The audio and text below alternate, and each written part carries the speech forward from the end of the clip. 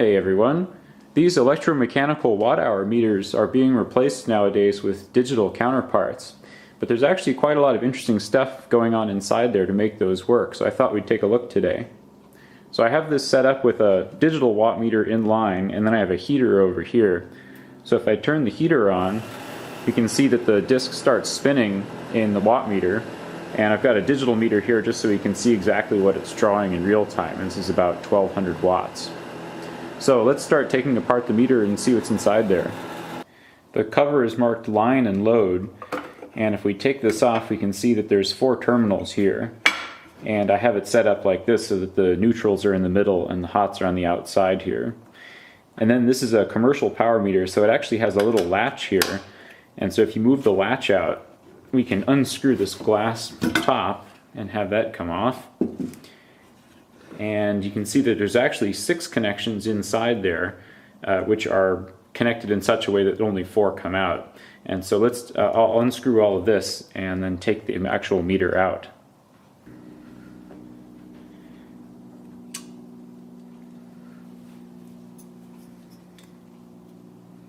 So here are the 6 power terminals that I mentioned earlier, and 2 of them are fairly small and go to this coil on the top, and 4 of them go to these coils on the bottom.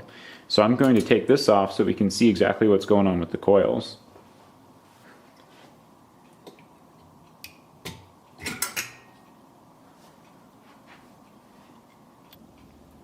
So imagine you were an engineer in the late 1800s, and your task was to design a power meter that could go on the side of someone's house and measure how much AC current they've consumed. So what we're actually measuring here are voltage and current when they are in phase together. One idea of how to do this is to use separate coils for voltage and current and put them together in such a way that they interact and produce a force that is proportional to the power being consumed. So this design has been virtually unchanged for about 100 years, which is pretty impressive for any sort of technology. So here's the basic design. We've got the voltage coil on the top and the current coil on the bottom, and this is what it looks like in sort of a schematic view, where we have a voltage coil with a lot of turns and current coils with relatively few turns here. In the middle, this is the disc of the meter, and what we'll do is connect sort of an odometer to the disc so we can count how many times the disc has gone around. And the amount of force generated by this magnetic arrangement here will be sort of accumulated over time so that we have a running total power usage meter. So the question becomes, why have 3 coils in this arrangement here? Why not just have 2 like this, or 1 offset or something like that? And the answer is that we need to have some physical offset from here to actually produce a net torque in the disc.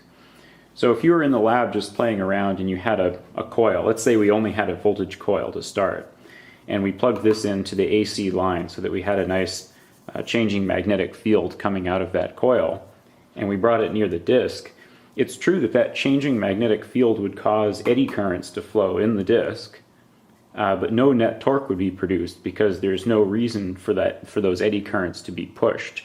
So every time that the magnetic field changes polarity, it's true that there will be eddy currents in the disc that are also changing polarity and opposing it, but the disc still won't really want to turn.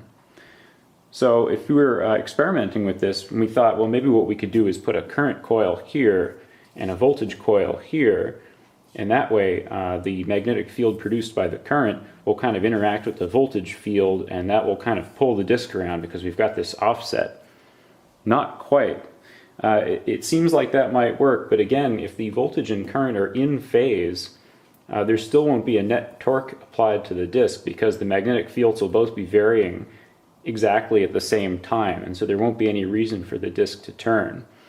You can think about this kind of like the legs of a centipede, where if the creature just picked all of its legs up and then put them all back down at the same time, it really wouldn't go forward at all. It wouldn't even work to pick all of its legs up, move them forward, move them back, and then put them back down again. So coordinating all of its legs at the same time doesn't work. What we need to introduce is a phase shift so that, in the centipede analogy, it would pick up some of its legs, move them forward, put them down, and then have this sort of traveling wave that moves through its legs, this coordinated movement. And what we're really talking about is a phase shift between the legs moving up and the legs moving forward. And that's exactly what what we need to do here. So luckily for us, now that we're living in the age of AC current, there's an easy way to introduce a phase shift with a coil system like this. And what we do is we just add a copper ring to this magnetic pole here, and that copper ring is right here in the actual device. So what happens is if the voltage coil is connected up to the line and we have current flowing through the coil, there will be a magnetic field induced by that current flow. Now, instead of just coming straight out into the disk and inducing eddy currents there, the current, or the magnetic field, has to go through this copper ring. But the copper is a conductor, and it's not connected to anything. It's just an isolated ring. So what happens is that magnetic field, which is changing and going through that copper ring, induces its own current in the copper ring. So this effectively consumes the change in magnetic field, but the copper ring will also create a magnetic field. So what we have here is sort of a delay circuit. So the magnetic field can't just shoot straight through the copper ring. It has to induce a current in the copper first. And then as that current dies down, we'll end up with a magnetic field caused by those currents induced in the copper ring. So it's really just sort of a delay device. It's a 90-degree delay. So then you might wonder, why does this copper coil introduce a 90-degree phase change? Why is it not 180 or 42 or any other number? And the answer is that when the current flowing through this coil is at its maximum rate of change, then the magnetic field will be at its maximum value. And the reason for that is, it's a law of nature. I mean, it's basically why sines and cosines are 90 degrees out of phase and all kinds of other good stuff. So basically what we've done with this 90-degree phase shift idea is create a moving magnetic field, just like the legs of a centipede, that sort of pull the disk around like this. So we have these waves sort of undulating through here that cause the disk to move. It's similar as if I take this very strong magnet and just bring it near the disk like this and move the magnet around. You can see that it pulls the disk around because the eddy currents are so strong. So this moving magnetic field causes the disk to turn because it's inducing current, and then the magnet moves, and that current is then pulled toward the motion that I pull it. So it's in sync with the magnet. This arrangement of coils with the copper ring produces essentially the same thing. It's analogous to the same thing as moving a permanent magnet along like this. This same principle is used in what are known as shaded pole motors. So this is a cheap motor that came out of a window fan or something like that. And if you look at it, it's got iron to channel the magnetics from the coil here into the rotor. But it also has these copper wires here, and as you can see, they're all just connected to each other. They're not connected to anything except themselves, and they're even isolated from each other this way. So what these loops of wire do are introduce a 90-degree phase shift, and that actually helps get the motor started. In this case, we only need that phase shift to get the rotor spinning, and once it's spinning in one direction, then the geometry of the motor will take over and produce torque. But when you first apply power to this, the motor doesn't know which way to go because the power is single phase. So these shaded poles produce a phase shift which gives it that sort of centipede leg action to sort of push this thing around in the right direction. The term shaded pole just means that we've added a loop of wire to cause this phase shift to happen. So there's a couple other key bits to this meter.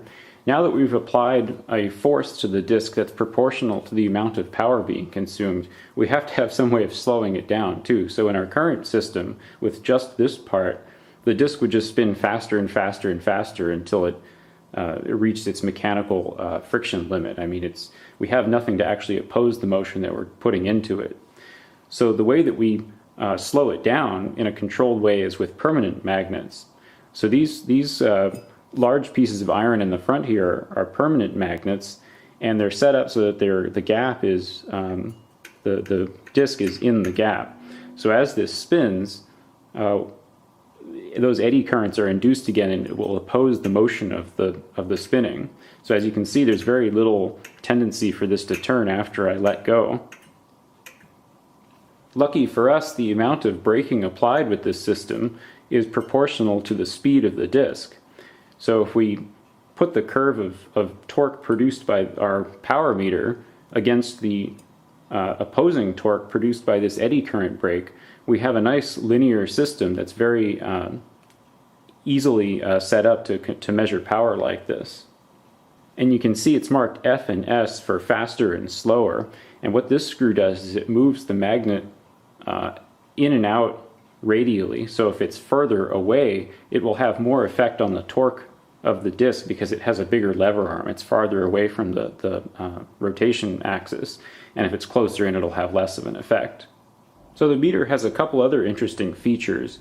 One problem is that even though we've done our best to reduce the mechanical drag in this system, where we have a needle bearing and magnetic suspension and all that kind of stuff, there's still some magnetic drag that we need to overcome.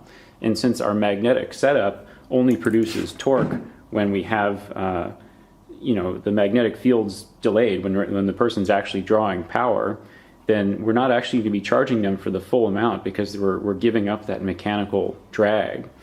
So the motor has this interesting bit of copper here, which is asymmetric, like it's going in one direction on the disc. And I believe this is supposed to siphon off some of the magnetic field from the voltage coil and introduce an additional little phase delay so that there's always some torque on the motor. Essentially what we have here is a shaded pole motor without any sort of current sensibility, basically just to produce some torque. But then we have the problem, what if a customer notices that their meter runs a little bit even when they're drawing zero power? That would be a problem for us too, at least legally. So what we do is we put a little hole here, and this is called the anti-creep hole. And when that hole comes around into the area where all these magnetics are going on, there's slightly less disc for it to operate on. Since there's a hole there, it's just air. And the hole won't turn through the magnetic section. It will actually draw out a small amount of torque, and the disc will stop rotating when that hole comes around. So essentially what we have here is a system that compensates for mechanical drag and also doesn't overcharge the customer. Or at most it will charge them for one rotation and then stop if they aren't using anything. And then of course we have this super high ratio reduction gear train so that all the rotations of the disc get divided down to very, very small rotations of the meters, the dials on the front. I've also often wondered what that pattern is on the disc. There's sort of a stippling pattern pressed into the aluminum disc, and I always thought, oh, that must have something to do with the eddy currents or whatever, but I think that's really just for to make it easier to see the disc spinning or to make it more physically rigid or something. Also, this particular meter has an unusual current coil configuration. So it has one coil that is symmetric and then another current coil that is asymmetric. So as you can see, there's kind of only one turn on this side, but there's actually a few turns on this side. And the line goes through this one, and the neutral goes through the middle, and the hot goes through the outside. But I have absolutely no idea why you would want an asymmetric setup quite like that. It might also be something to produce a very slight amount of torque in the static case just to overcome mechanical friction or something. But if you know, please let me know, because I haven't figured that out. Okay, see you next time. Bye.